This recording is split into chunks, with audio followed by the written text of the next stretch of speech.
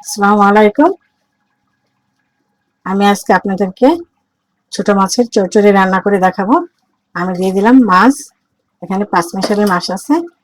এখন আমি দিয়ে দিলাম হলুদ, মরিচ আর ধনিয়া জিরা একসাথে, মানে হাফ টি স্পুন করে দিয়ে দিচ্ছি। এখন দিয়ে দেব রসুন পেস্ট 1 টিস্পুন। এখানে কাঁচামরিচ আমি লালটা আর সবুজটা বেটে নিয়েছি, আমি একটু দেব, বেশি দেব না।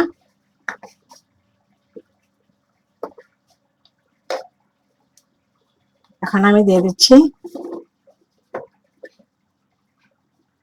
তেল, স্বাদ মতো তেল দিয়ে দেব।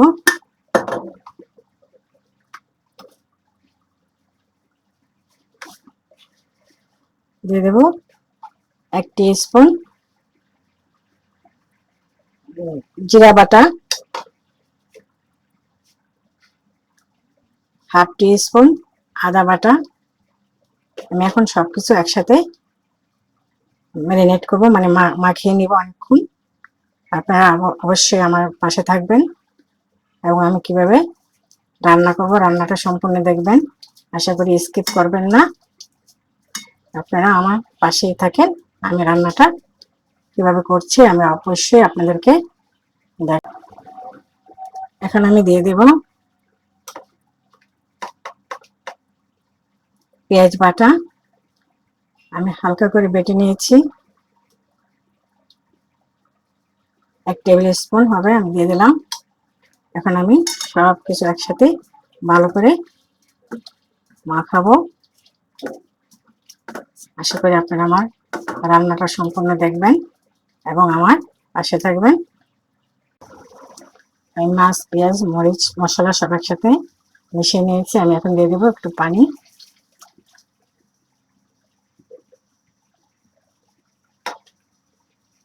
তারপর আমি আরেকটু পানি লাগবে।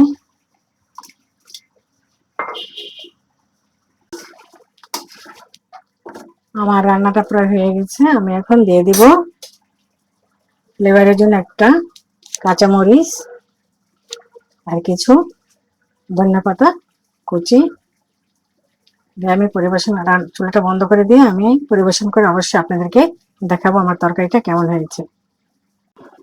দর্শক, আমার ছোট মাছের তরকারিটা রান্না হয়ে গেছে। এখানে 5 মিশালি মাছ ছিল, রান্নাটা অনেক তাড়াতাড়ি হয়েছে। আপনারা সবাই ইচ্ছা করলে এভাবে রান্না করে খেতে পারেন। আর আমার রান্নাটা যদি ভালো হয়ে থাকে, আপনাদের পছন্দ হয়ে থাকে, তাহলে আমাকে কমেন্টস করে অবশ্যই জানাবেন। আমার বাড়িতে ইউটিউব চ্যানেলে লিঙ্ক দেওয়া আছে, সেখানে আমাকে সাবস্ক্রাইব করবেন। এই বলে বিদায় নিলাম। আল্লাহ হাফিজ।